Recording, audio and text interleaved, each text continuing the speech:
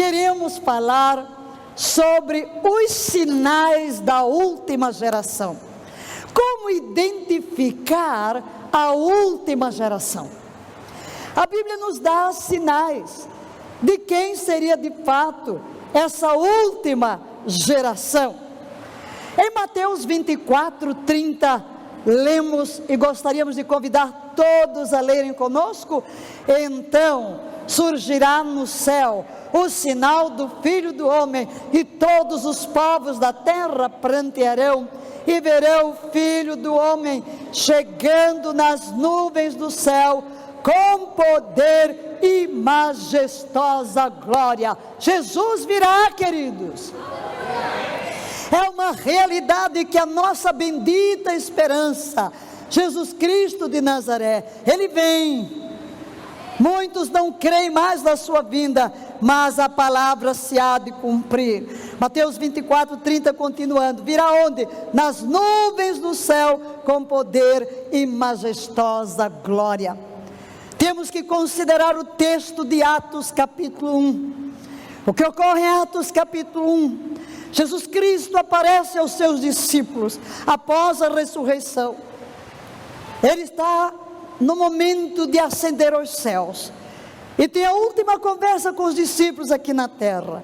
E os discípulos perguntam: Senhor, restaurarás neste tempo o reino a Israel?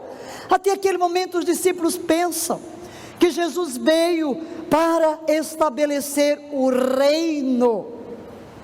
Eles não entendiam que necessário era primeiro efetuar a redenção.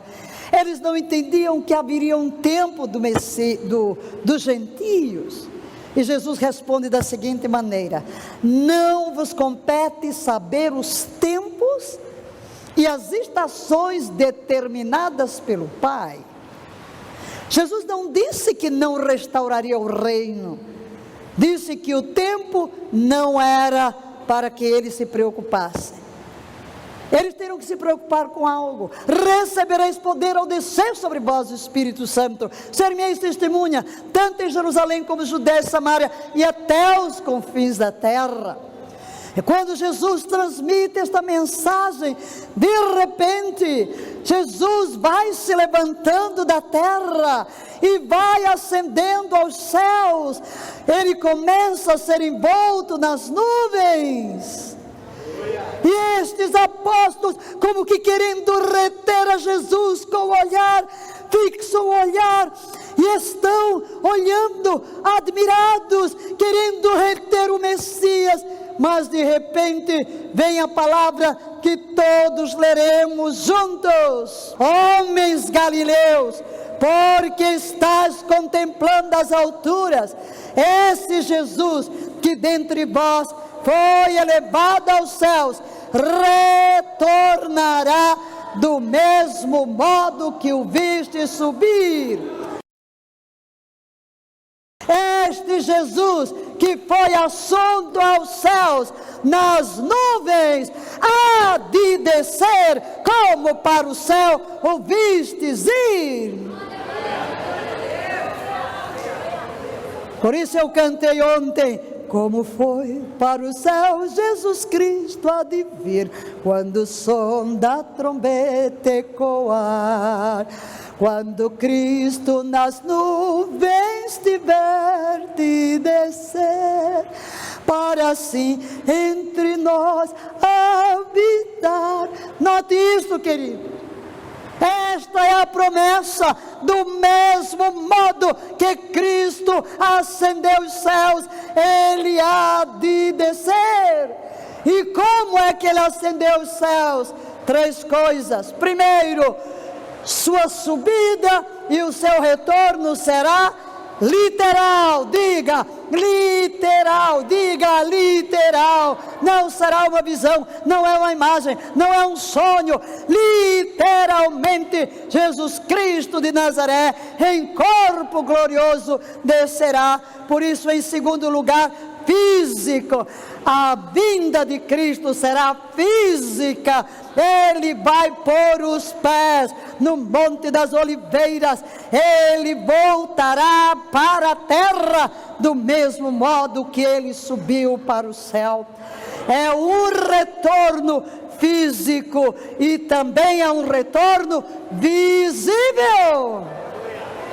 Visível, diga literal, físico, é visível. Não se pode iludir, nós saberemos discernir entre o que não é e o que é. Ele virá desta maneira. Agora, queridos, quando olhamos para alguns sinais que a Bíblia nos apresenta de uma geração do tempo do fim, a geração que anteceria o regresso de Jesus, nós chegamos à conclusão de que a nossa geração é esta geração final. Primeiro, a explosão do conhecimento. Já falamos da explosão do conhecimento das profecias, mas hoje queremos falar do conhecimento científico, da tecnologia. É impressionante que desde o Jardim do Éden até os anos 1900, a Terra não conheceu o que estamos conhecendo hoje. Desde o Éden até entrarmos no século 20, a Terra não teve o que nós começamos a ver. Vejamos algumas coisas. Primeiro, o transporte. Queridos, desde os tempos remotos até tempos muito próximos, qual era o meio de transporte? Cavalo, carroça, barcos à vela. Mas de repente, o que é que nós vemos? Lá vem o automóvel, o ensaio do automóvel, tudo isto nos últimos 100 anos. E vem o trem-bala, o avião, o transatlântico, o voo supersônico, as naves espaciais. Hoje você pode estar num instantinho no supersônico e chegar ao fim da terra e conversar com sua esposa aqui na terra. É o meio de transporte. Esta é a geração que vê a explosão do conhecimento. A luz, como era a luz? Tochas, velas, fogueiras. Mas de repente, o que é que vai chegando? Vai chegando a lâmpada, vai chegando a eletricidade de todas as formas, até chegar o laser que corta diamante, que penetra o corpo, que faz as mais sofisticadas cirurgias.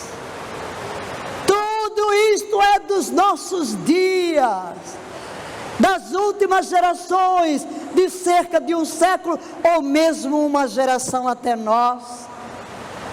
A comunicação, como é que se comunicava? Põe uma fumacinha lá em cima do monte, uma fogueira, para ir se vendo, ok? Sinos, depois vem o telégrafo, vem o rádio, vem o telefone, vem o fax, vem a internet, vem o Skype.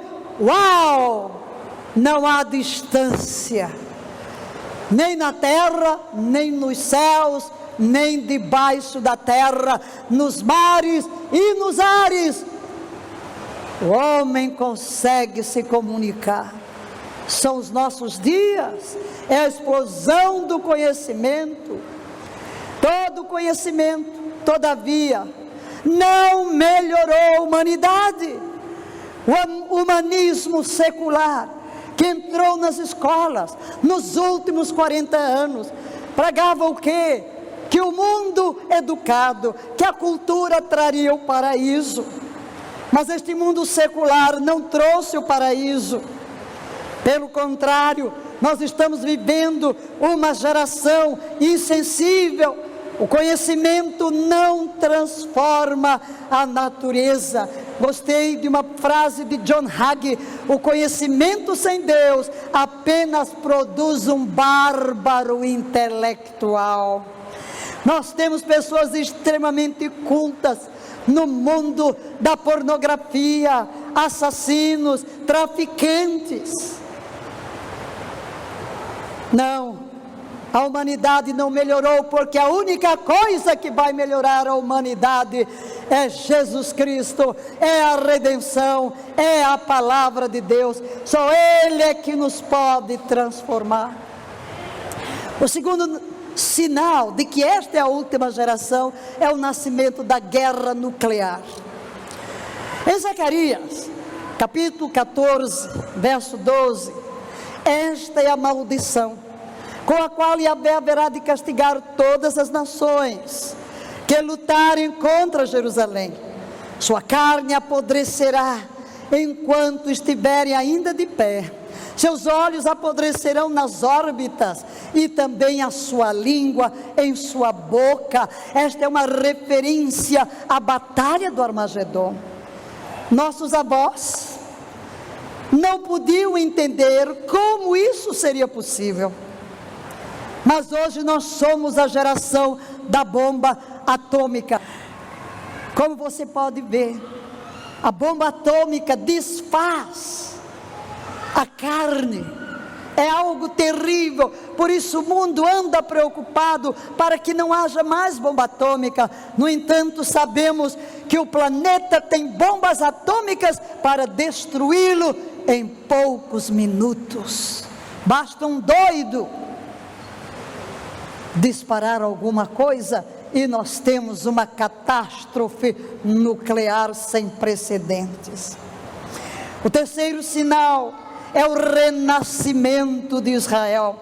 O que está no fundo é o jornal do Jerusalem Post, no dia que Israel nasceu, 14 de maio de 1948. Este é um sinal da última geração. Todas as profecias apontavam para um dia de restauração. Tanto teólogos protestantes quanto teólogos judeus não tomavam estas escrituras de uma forma literal. Os teólogos protestantes tomaram todas as profecias da restauração física, geográfica, histórica e literal de Israel para aplicar à igreja. E muitos, até hoje, judeus religiosos ortodoxos não aceitam o Estado de Israel, porque eles querem apenas o reino do Messias. Todavia, esta é uma palavra profética. Isaías capítulo 66, verso 8 diz: ora, quem já ouviu algo assim? Quem já presenciou tal acontecimento? Assim pode uma nação nascer em um só dia? Pode-se dar à luz um povo de uma hora para outra? Pois Sião ainda estava em trabalho de parto quando deu à luz aos seus filhos. Veja a imagem que está aí. Esta imagem, ela é impressionante, porque quem está ao topo é a foto de Theodor Herzl.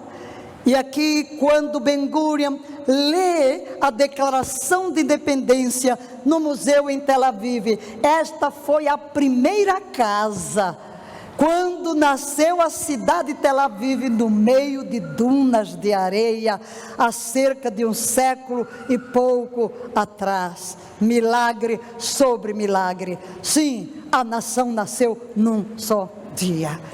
Queridos, esta é uma das mais tremendas profecias para dizer que nós estamos vivendo na última geração. Israel nasceu, é o seu renascimento. Em Mateus 24, 32, Jesus diz: portanto, aprendei com a parábola da figueira. Figueira é o símbolo de Israel.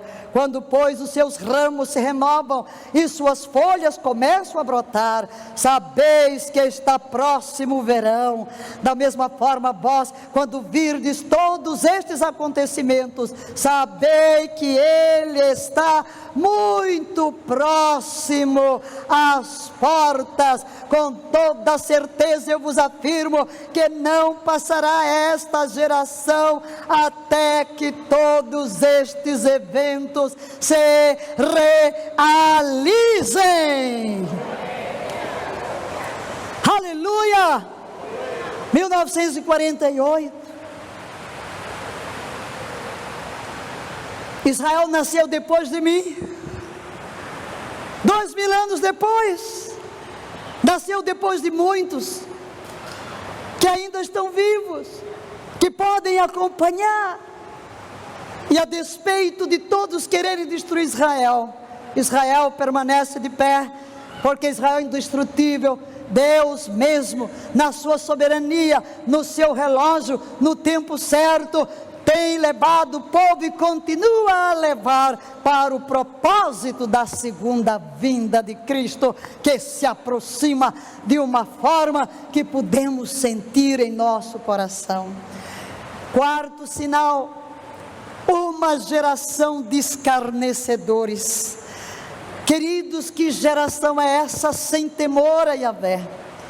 Uma geração sem princípios, uma geração sem valores, de escarnecedores, conforme diz o apóstolo Pedro no capítulo 3, versos 3 e 4. Antes de tudo, considerai atentamente que nos últimos dias surgirão escarnecedores, anunciando suas zombarias, seguindo suas próprias paixões, eles proclamarão. O que aconteceu com a promessa da sua vinda? Ora, desde que os antepassados morreram, tudo continua como desde o princípio da criação. Não creem, a incredulidade campeia, a Bíblia é desprezada, há uma geração totalmente alheia a Deus, que escarnecem da fé, que escarnecem de Deus, que escarnecem das coisas espirituais. Esta é a geração na qual nós nos encontramos hoje. Em quinto lugar, ajuntamento dos judeus russos em Israel. Essa profecia extraordinária. Em Jeremias 3,18, a Bíblia diz: retornarão do norte para a terra que entreguei como herança a vossos pais desde a antiguidade. Quando você traça uma linha de Jerusalém até Moscou, você tem uma linha reta. Interpreta-se, portanto, que as referências à terra do norte é a região da antiga União Soviética. E esta é a promessa de Deus. Isaías diz: direi ao norte, dá. Por uma ordem divina, dá. É no tempo de Gorbachev que então as portas se abrem para que o povo regresse. E no capítulo 16 de Jeremias 14 e 15, contudo, estão chegando os dias, afirma Yahvé, quando já não mais se dirá, juro pelo nome de Yahvé, que libertou os israelitas do Egito, antes dirão, juro pelo nome de Yahvé, que trouxe os israelitas do norte e de todos os países para onde ele os havia expulsado.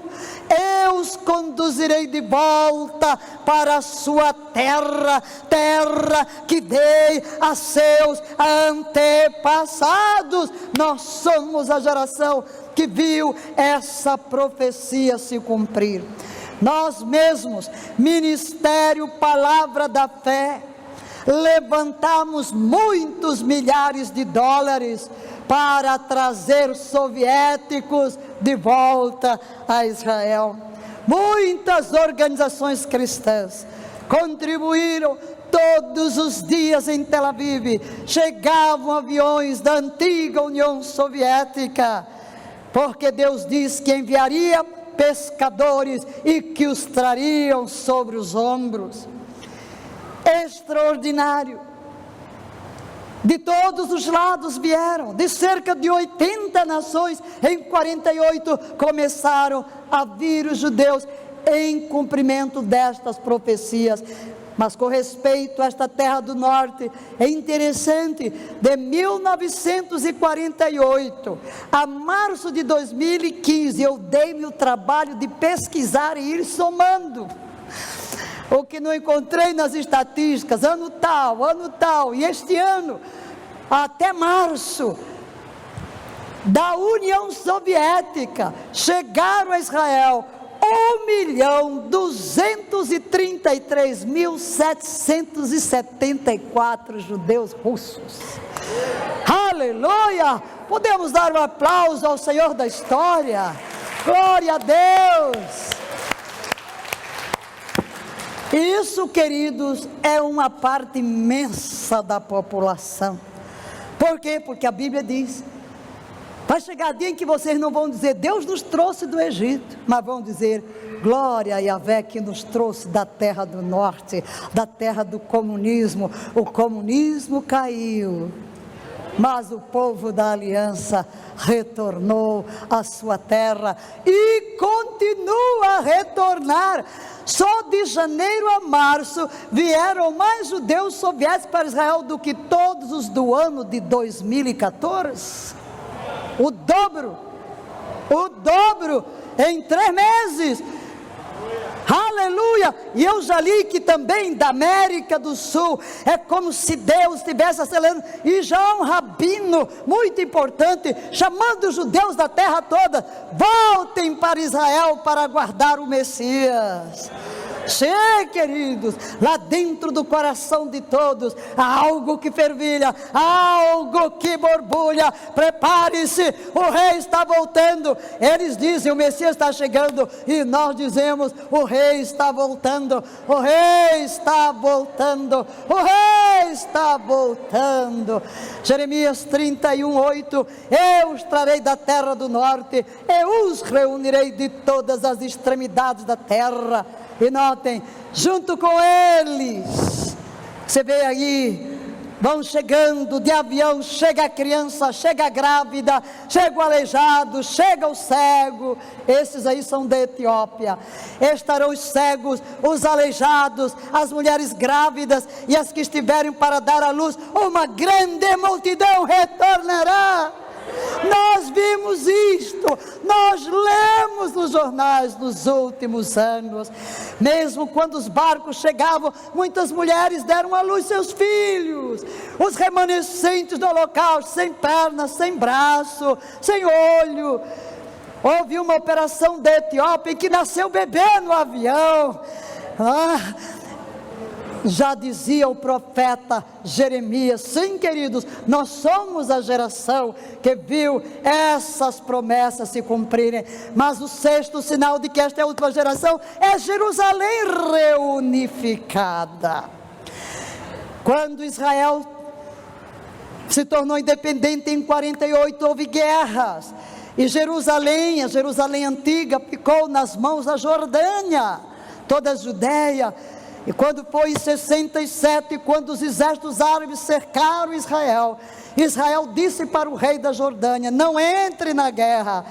Mas Nasser, lá do Egito, mentia e dizia que estavam ganhando. Na realidade, Israel derrubou todos os aviões egípcios antes que eles levantassem voo e destruiu todas as suas pistas. Mas Nasser saía e mentia e conseguiu influenciar o rei da Jordânia para entrar na guerra. Foi uma bênção. Foi uma bênção, porque essa guerra foi a chance de Israel reconquistar Jerusalém na guerra dos 6 dias. Aleluia! Glória a Deus! Então, no dia 7 de junho de 1967, depois de 2000 anos, Jerusalém passa para o domínio do povo judeu. Disse Jesus em Lucas 21:24: Jerusalém será pisoteada pelos gentios, até que os tempos destes se completem. Jesus falou isto. Em 70, Jerusalém foi destruída, conforme Jesus profetizou. Mas Jesus disse que haveria um tempo em que Jerusalém retornaria para o controle dos judeus. Houve um rabino, que era chamado Luz de Israel, nos anos 1200. Ele começava a estudar a palavra em Números, e ele declarou e escreveu: E quando ele escreveu isto, os cruzados dominavam a Palestina. Mas ele escreveu: chegará o dia em que os turcos dominarão a Palestina por 8 jubileus. 8 jubileus são o quê? Por 8 jubileus, 400 anos.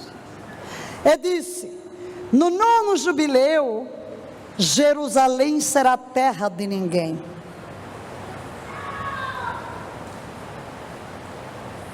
No 9º jubileu, Jerusalém será conquistada. E no 10º jubileu, inicia-se o tempo do Messias. Queridos, os turcos tomaram a Palestina em 1517, 300 anos depois deste rabino.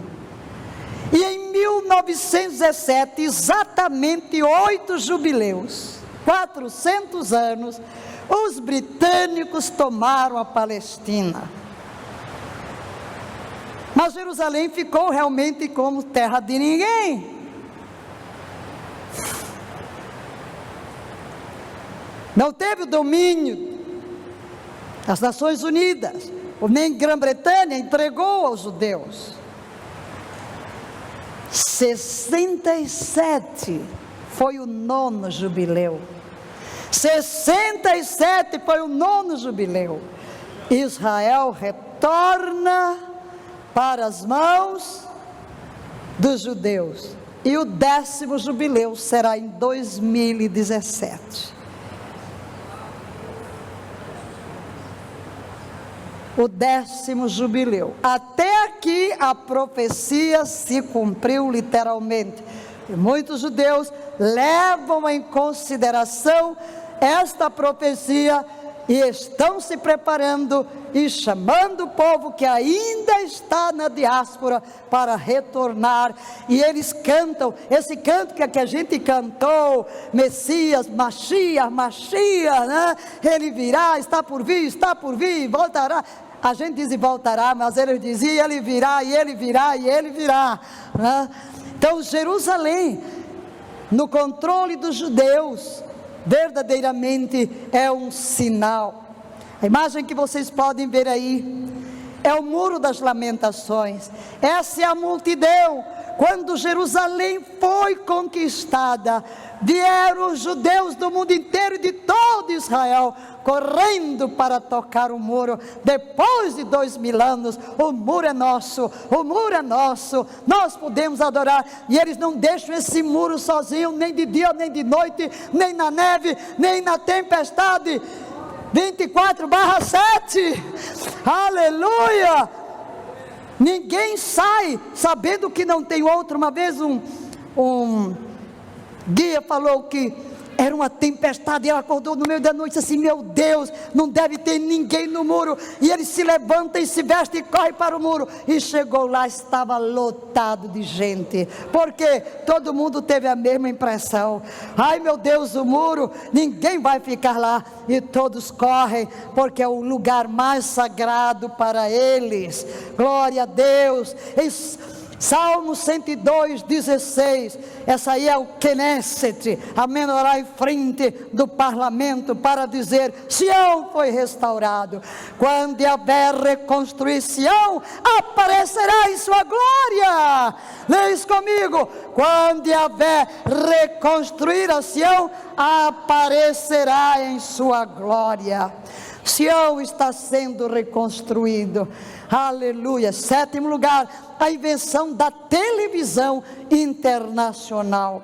Somente a partir de 1962, deu-se início à comunicação por via satélite. Em Apocalipse capítulo 11, encontramos a descrição do ministério das 2 testemunhas. E essas 2 testemunhas, elas realmente atormentam a terra. O anticristo e os povos têm ódio. Finalmente, o anticristo vem e vence as 2 testemunhas que são mortas. Mas essa profecia ninguém conseguia compreender. Olha este versículo 9: durante 3 dias e meio, gente de todos os povos, tribos, línguas e nações contemplarão seus corpos mortos e não permitirão que sejam sepultados. Os habitantes da terra muito se alegrarão pelo que aconteceu com as testemunhas e festejarão, mandando presentes uns aos outros, porquanto esses 2 profetas tinham afligido os que vivem sobre a terra. Olha, todos os povos, tribos, línguas e nações contemplarão seus corpos. Os nossos avós não podiam imaginar como. E eu pergunto, como? Pela televisão internacional. Você verá no celular, você verá em qualquer lugar, no seu computador. É mais um sinal de que esta é a última geração. Todos verão, todos contemplarão. E o melhor de tudo isso é que eles estarão olhando e de repente o Espírito de vida os ressuscita, aleluia, e eles veem estas 2 testemunhas ressuscitadas ascendendo aos céus, e existe um grande temor. Em 8º lugar, a decepção. O humanismo secular odeia a Bíblia, porque a Bíblia determina o que é certo e o que é errado. Mas o humanismo, que é o humanismo de acordo com o dicionário Merriam, uma doutrina, atitude ou modo de viver centrado nos interesses ou valores humanos. Em particular, uma filosofia que normalmente rejeita o sobrenatural, dá ênfase à dignidade do indivíduo ou ao seu valor e capacidade para a autorrealização pessoal através do uso da razão. O humanismo secular que hoje é ensinado em nossas escolas é um sistema de crença sem Deus. Na realidade é um tipo de religião sem Deus, no qual o homem se coloca no centro da criação, no lugar de Deus. Até mesmo os humanistas admitem isso em seus livros e artigos. Um exemplo é o livro do humanista Charles Francis Potter, que diz: uma nova religião, no qual ele escreve: a educação é o mais poderoso aliado do humanismo.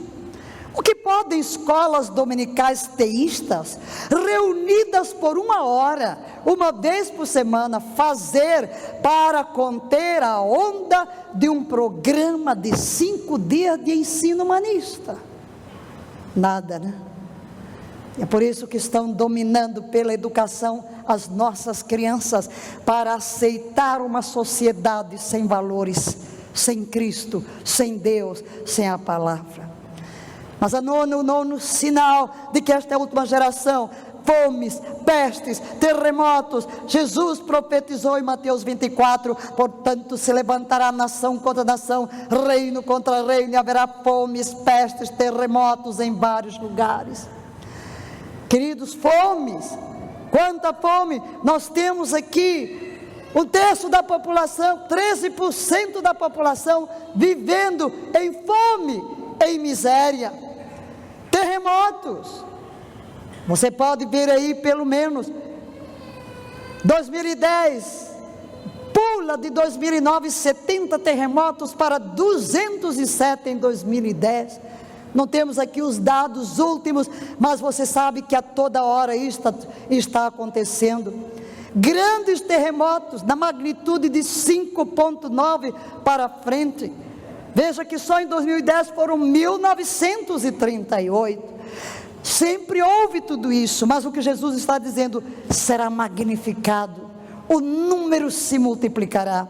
Mais fome, fome mais extensiva, mais abrangente, maior número de terremotos, maior número de maremotos, maior número de calamidades naturais, de vulcões, pestes. Quantas pestes!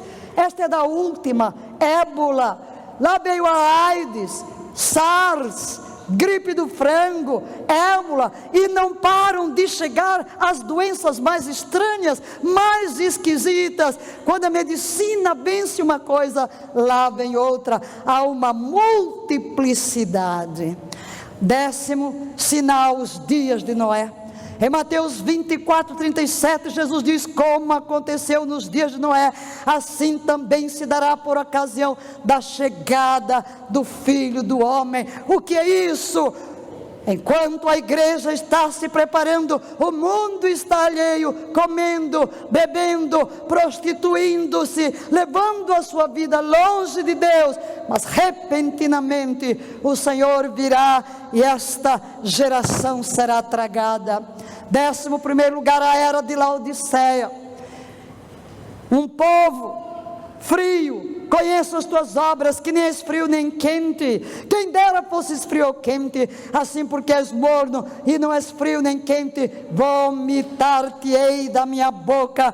E chamo a era da Laodiceia a geração indefinida, em que não, olha, meu Deus do céu, nos anos 80, eu pregava no Brasil, que a era da Laodiceia estava vindo para preparar o mundo para o reinado do anticristo, que seria homossexual, porque a profecia de Daniel diz que ele rejeitará o desejo das mulheres. Eu disse: a geração que não sabe o que é homem, o que é mulher. Nunca imaginei que fôssemos viver este dia de uma discussão, de uma imposição da identidade de gênero, em que há um programa mundial para que desde a criança não se defina se ela é homem ou se ela é mulher. Esta é a era de Laodiceia, de uma geração indefinida. Em 12º lugar, o relativismo moral. Vivemos estes dias.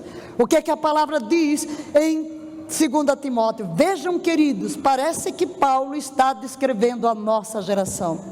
Sabe, porém, isto, que nos últimos dias sobrevirão tempos trabalhosos, porque haverá homens amantes de si mesmos, avarentos, presunçosos, soberbos, blasfemos, desobedientes a pais e mães, ingratos, profanos, sem afeto natural, irreconciliáveis, caluniadores, incontinentes, cruéis, sem amor para com os bons, traidores, obstinados, orgulhosos, mas amigos dos deleites do que amigos de Deus, tendo aparência de piedade, mas negando a eficácia dela. Destes afasta-se. A sociedade em que cônjuges se assassinam, pais matam filhos, filhos matam pais, não há laços, uma geração brutalizada. E em 13º lugar, poderíamos multiplicar outros sinais, mas com este pararemos. O testemunho mundial. Mateus 24:14, Jesus diz: este evangelho do reino será pregado em todo o mundo habitado, como testemunho a todas as nações, e então chegará o fim. Queridos, quando nós olhamos para a explosão populacional, é impressionante como Deus conteve. Eu diria, há mais pessoas que nasceram na terra vivas do que pessoas que nasceram desde o Éden até nossos dias e morreram. Deus preparou a grande colheita para o tempo do fim. 6 bilhões de criaturas. 6 bilhões de criaturas. Como cumprir esta palavra de Jesus? Aqui está a internet. Aqui estão os satélites. Assim como em um momento podemos ver tudo o que ocorre em toda a terra, também toda a terra pode ouvir, todas as nações podem ouvir. Nós podemos falar com o mundo inteiro pela internet. Há umas 2 horas atrás estava meu pastor de Angola chamando-me pelo WhatsApp. Semana passada tive reunião pelo WhatsApp porque o Skype estava fora do ar. Sim, qualquer um no mundo inteiro entra num computador e pode ler uma mensagem na sua própria língua. E a palavra de Jesus é o que? Ela está clara como testemunho. Nós chegamos à geração em que toda a terra não tem como não ouvir um testemunho acerca de Jesus Cristo. Por todos estes sinais e muito mais, que não vamos mencionar, é suficiente. Queremos dizer, nós vivemos a última geração. Qual é a nossa conclusão? Estes sinais apontam para a segunda vinda, que celebramos em tabernáculos. Mas se estes sinais já estão apontando para a proximidade da segunda vinda, nós podemos concluir: o arrebatamento da igreja é iminente. Diga isso comigo: o arrebatamento da igreja é iminente. Isso quer dizer, não precisa acontecer nenhum sinal. A Bíblia não fala de nenhum sinal para o arrebatamento, queridos, apenas para a segunda vinda. E se o cenário da segunda vinda está aí exposto diante dos nossos olhos, nós temos que levantar as nossas cabeças, porque a nossa redenção se aproxima. Prepara-te, igreja, prepara-te, igreja, prepara-te, igreja. O rei está voltando, o rei está voltando para buscar a sua noiva. Concluímos trazendo alguns pensamentos ontem abordados. Paulo fala do arrebatamento como um mistério. É uma verdade que não foi revelada até a sua divulgação pelos apóstolos. O mistério que esteve oculto durante séculos e gerações, mas agora foi revelado aos seus santos. Aleluia! A segunda vinda de Cristo foi prevista no Antigo Testamento, em vários textos que não vamos ler. O movimento para o crente no arrebatamento é da terra para o céu. Por isso, prepara-te, igreja, para sair da terra para o céu. A segunda vinda é do céu para a terra, porque nós desceremos com o Senhor Jesus para o reinado milenar. No arrebatamento, o Senhor vem para os seus santos, mas na segunda vinda Ele vem com os seus santos. Aleluia! No arrebatamento, o Senhor vem somente para os crentes, mas no seu retorno à terra, Ele virá para todas as pessoas. O arrebatamento é um evento de trasladação, é um evento de ressurreição, onde o Senhor leva os crentes para a casa do Pai, para as bodas do Cordeiro, enquanto na segunda vinda os crentes retornam do céu para a terra, a fim de reinar com Ele. Portanto, de pé, vamos proclamar a palavra de Apocalipse, dizendo: o Espírito e a noiva proclamam: vem! E todo aquele que ouvir, responda: vem! Quem sentir sede, venha, e todos quantos desejarem, venham e recebam de graça a água da vida. O Espírito que está na igreja faz coro com a igreja. Vamos dizer: vem!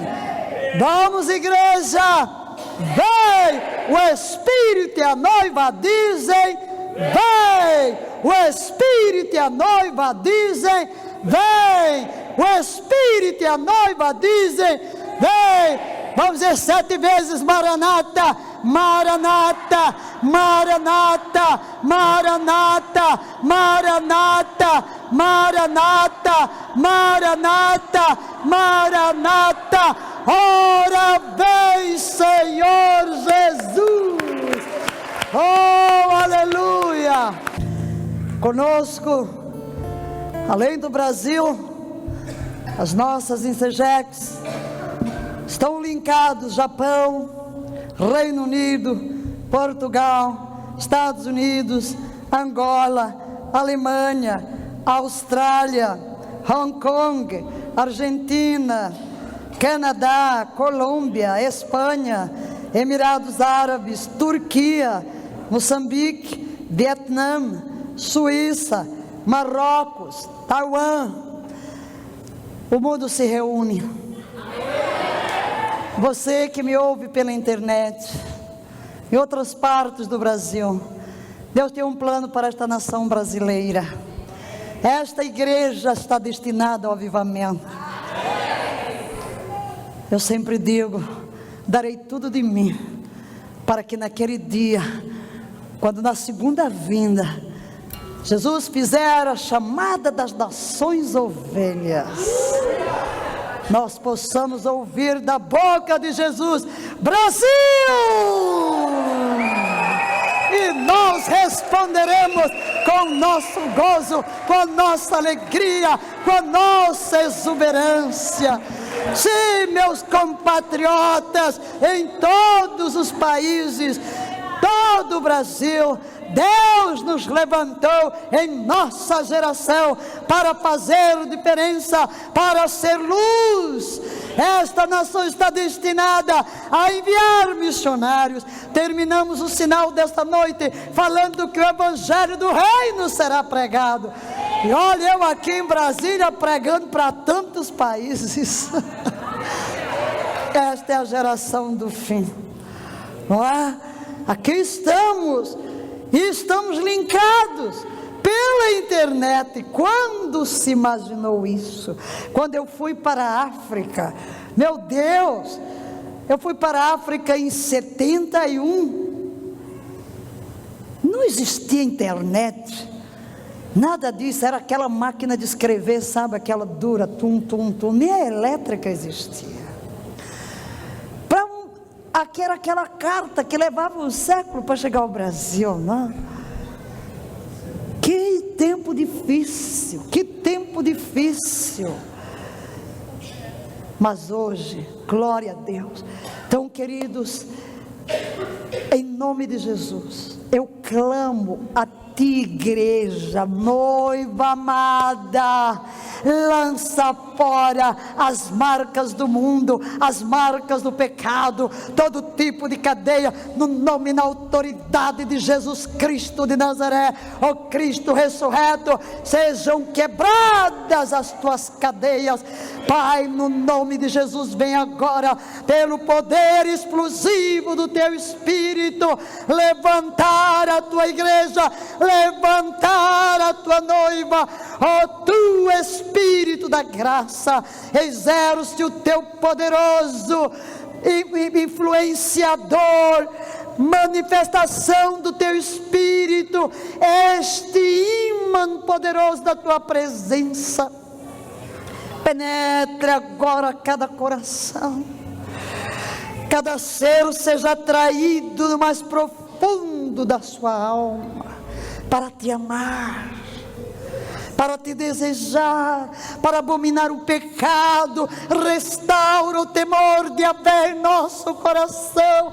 Não permitas que as nossas vestes sejam manchadas e contaminadas pelas ideologias deste mundo, pelo humanismo secular, pela incredulidade, pela frieza. Mas vem lavar-nos, vem purificar-nos, vem santificar-nos, ó Espírito, tu que foste enviado pelo noivo, para formar em nós o seu caráter, para nos aperfeiçoar, a fim de nos apresentar como a noiva, sem mancha, sem ruga, sem defeito algum, santa, irrepreensível, dominada por um amor profundo.